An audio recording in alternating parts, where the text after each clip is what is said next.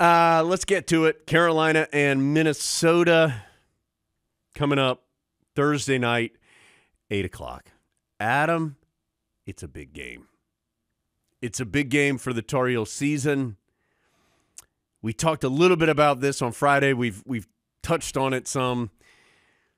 It just feels like this game, fairly or unfairly, is going to really set the tone for the year. And in some way, all opening games do, of course.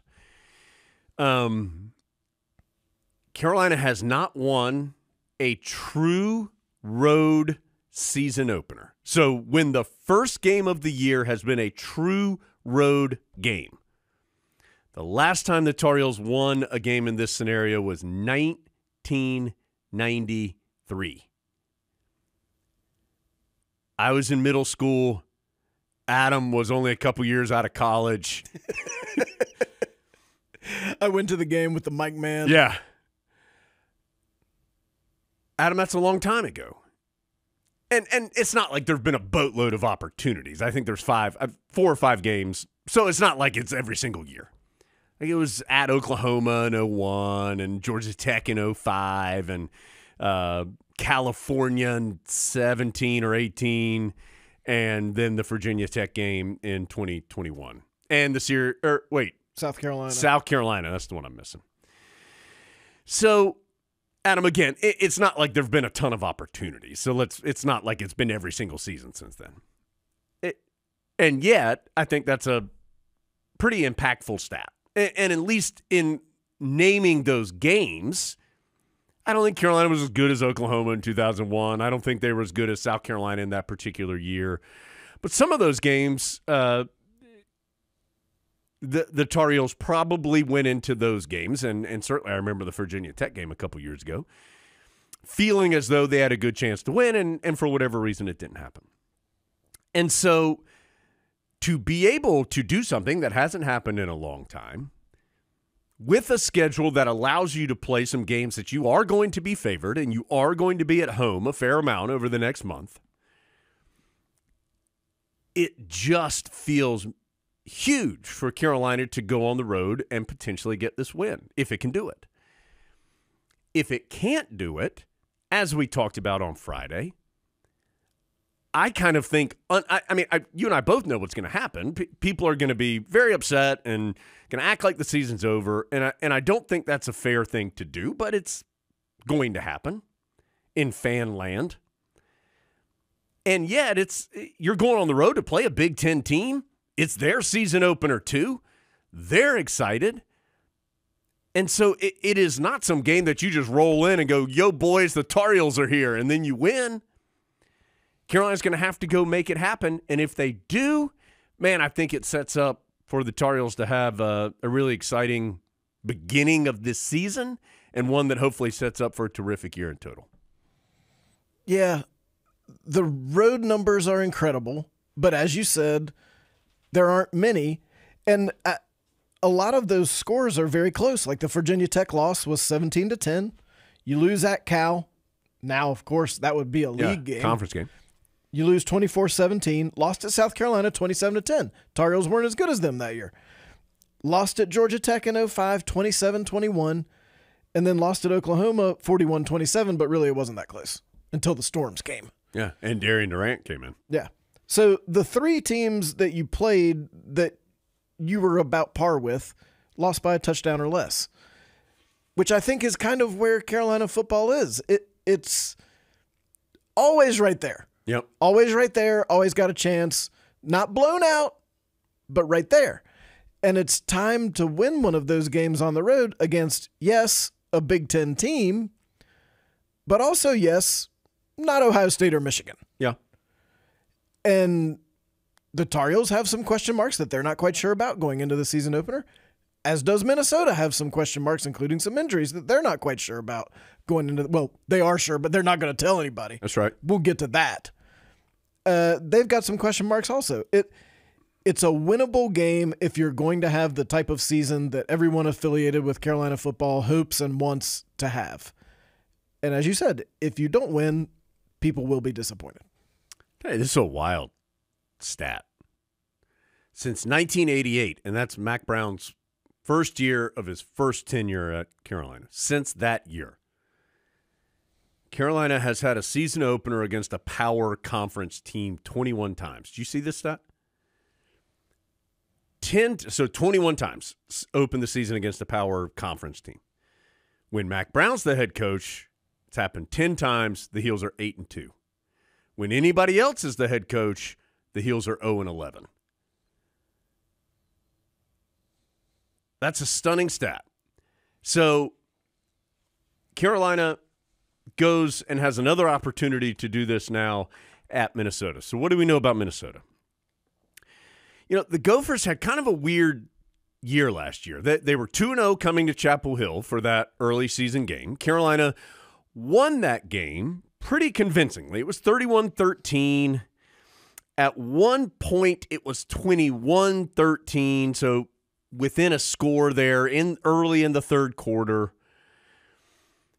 But Carolina, in watching that game again and thinking about that game these last couple of days, the Tar Heels were not ever necessarily in danger. Drake May, that was really a Drake May game.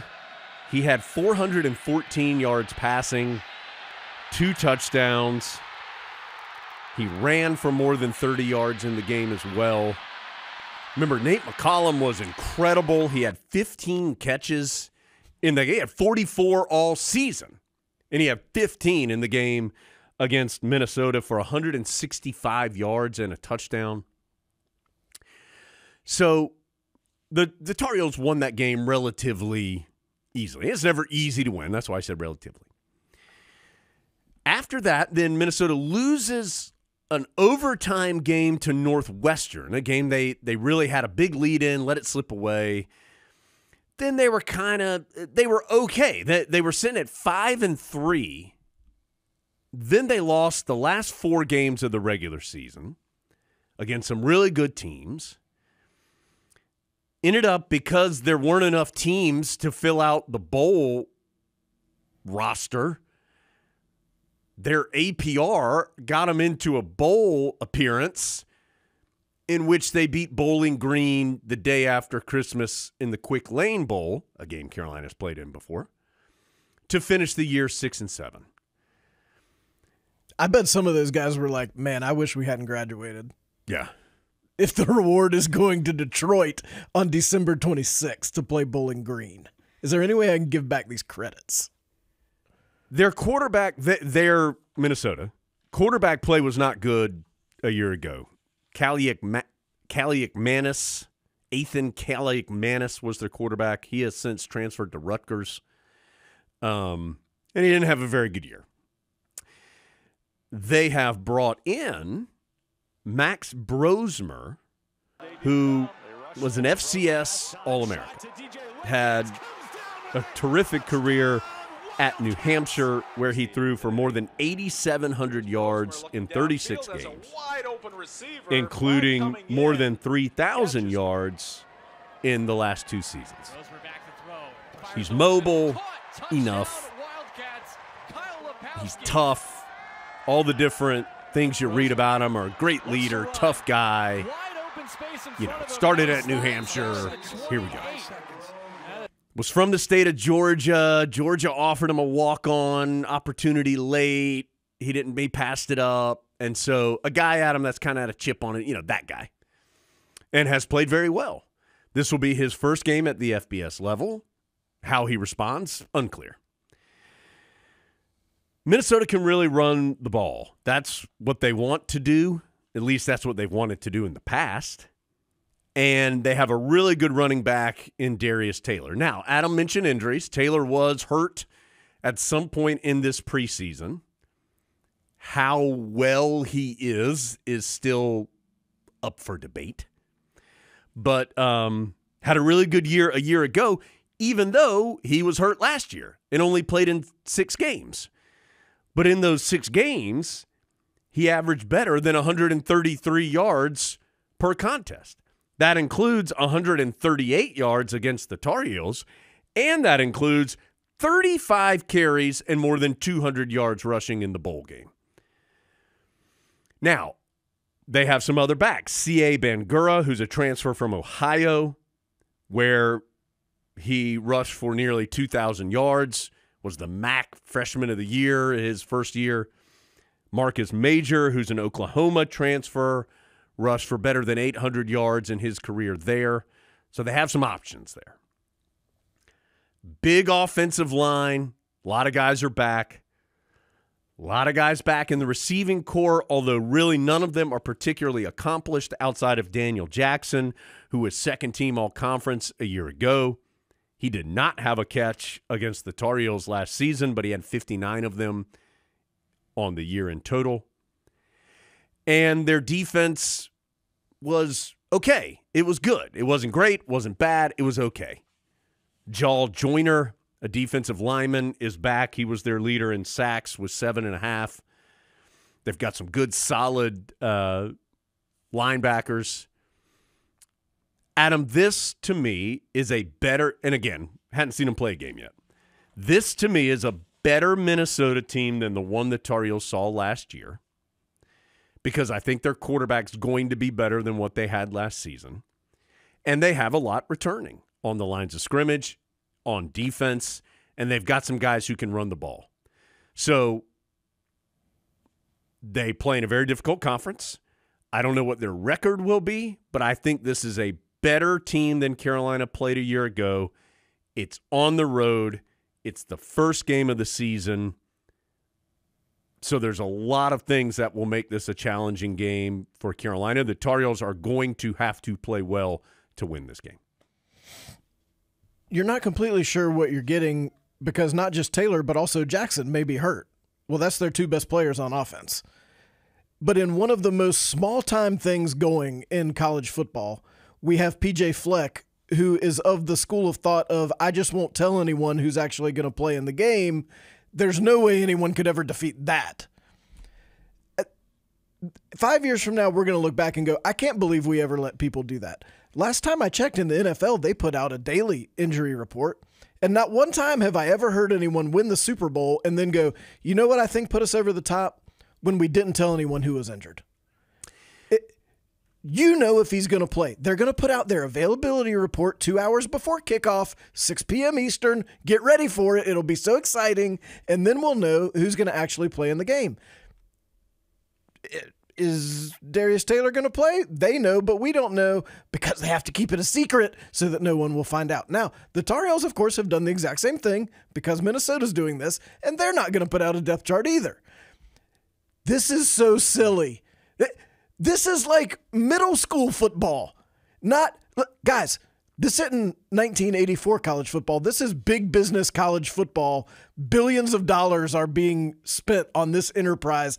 Let's just tell us who's going to play in the game. Well, to me, that's the point, right? Is the game has moved past when Woody Hayes was on the sideline and controlling every single aspect of every single thing that happened for Ohio State back in the day. And I've just picked somebody, obviously.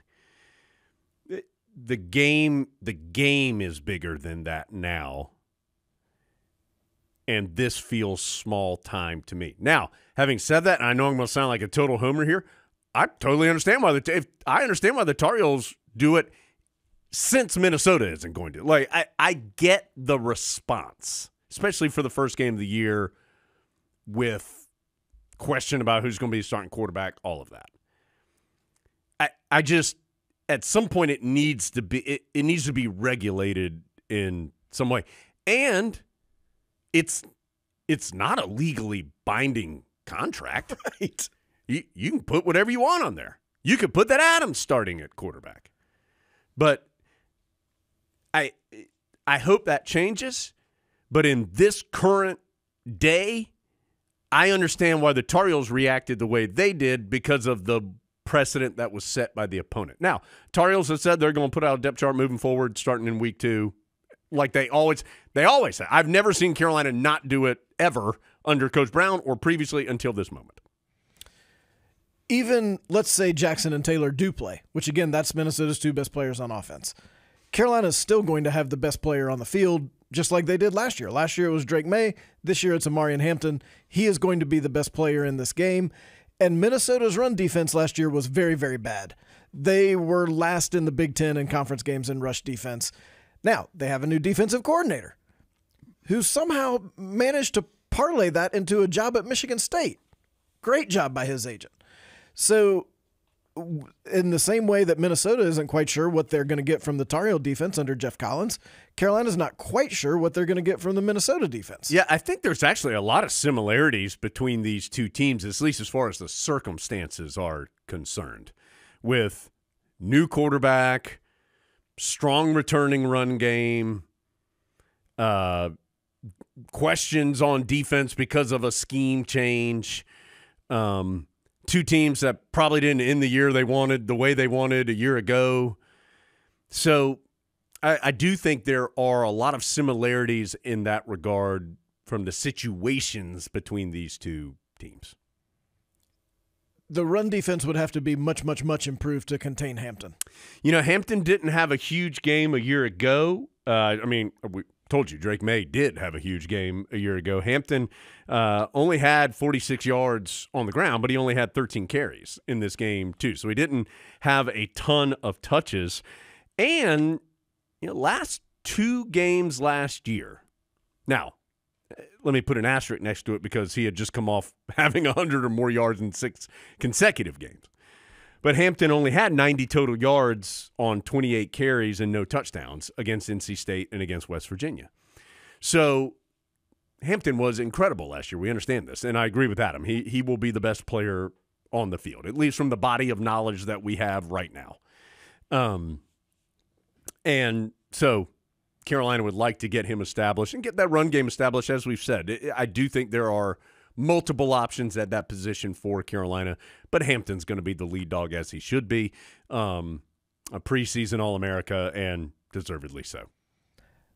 I think if I was in the position of having to take a little bit of a leap of faith with a quarterback who had not played for my team before, I would rather take a leap of faith with someone who played at Texas A&M and LSU than at New Hampshire. Yeah. No matter how good he was at New Hampshire. And, of course, Carolina has not announced who will start the game. Mac Brown, in his press conference late last week, said that there was a chance that both quarterbacks would play, that they wanted to be able to be successful with either Max Johnson or Connor Harrell on the field for Carolina. We have not seen Max Johnson ever for the Tar Heels, but, of course, he does have, a strong pedigree. I mean, his dad is Brad Johnson, who played 17 years in the NFL, won a Super Bowl as the starter with Tampa Bay. He's a guy who has played and started at LSU for a full season, started at Texas A&M before an injury. So he has played in big games at big places with some good numbers. We have seen Connor Harrell some for the Tar Heels, not a ton.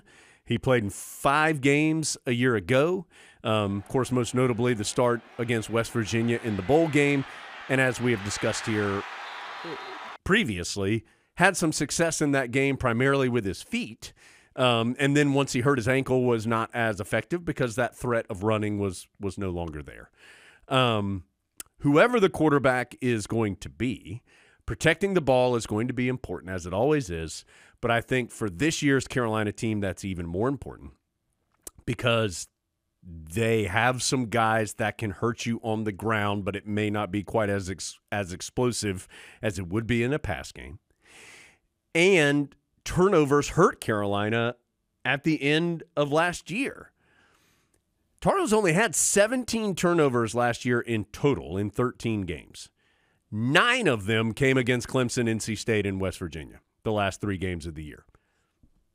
That's an easy math equation there that more than half of them came in those last 3 games. And we know that Carolina did not have success in any of those games and wasn't particularly close in 2 of those 3. So whoever the quarterback is, got to protect the ball. Got to be smart with it. Because the Tar Heels do have some guys.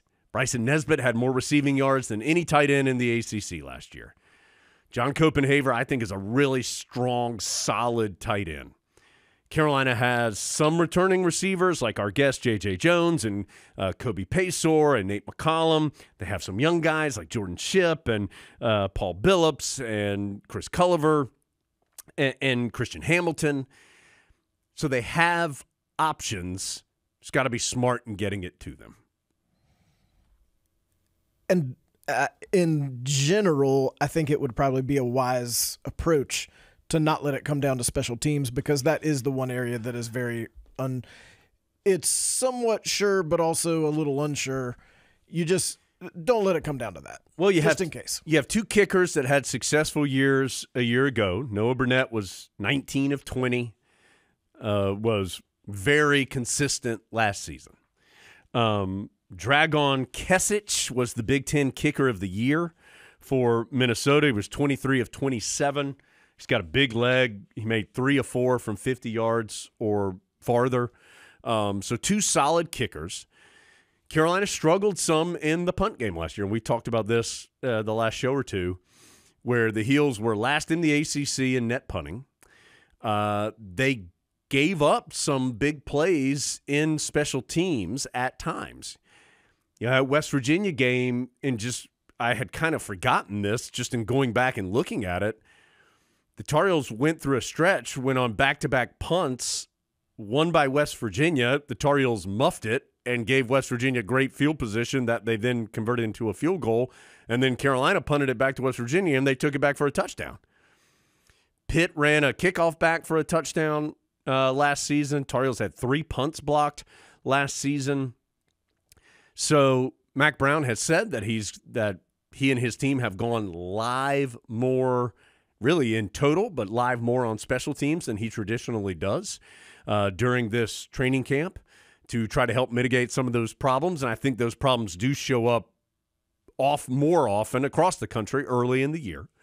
So those things the Heels need those to be better, because when you are a team like Carolina, which I think is a good team, but you can't have those. I don't think Carolina can consistently overcome those type of mistakes and win games against other good teams. Those type of mistakes would take Carolina from a good team to an average team, which is what we saw at the end of last year, because Carolina didn't look like a very good team anymore by the end of last year. This, as you said, on paper, this is a pretty even matchup. This is the kind of opening game that both gets you excited because it's a game with some uncertainties, but also makes you very nervous because there are some uncertainties. Yeah. And you wish you had played Meredith in the first game so that you could work out some of those things. But both teams going to have to do it together. 8 o'clock Eastern. We're on the air at 7. So late kick on Thursday. Pod-wise, our plan is if the Tar Heels win, we will have one for you. Probably no guest, just really a game recap, kind of midday on Friday. We are not due back until even too late for a pod after dark, Adam. That's when you know it's late. So if the Tar Heels win, we will have a pod on Friday, kind of midday. If the Tar Heels don't have the result they want, we're going to regroup and then be back with you on Tuesday. Adam, last thing, and it's nothing that I haven't said before, we haven't discussed before. I'm excited to see Carolina's defense. As I said on Friday, I feel confident that the Tar Heels feel confident that they've had a really good defensive training camp. That now we will see if that translates over to the game. Because Carolina needs to be more consistent on defense, as we have said, as Mac Brown has said, that is not a secret. So I am excited to see this defense. There are some – obviously you have a new coordinator. You have, in general, a new scheme. You have some new faces mixed in with some established guys that have had success and some established guys that are looking to have more success than they have had in the past. So I am eager to see Carolina's defense against a solid offensive team. I don't think it'll be the best offensive team that Tar Heels see this year, but a solid offensive team here out of the gates.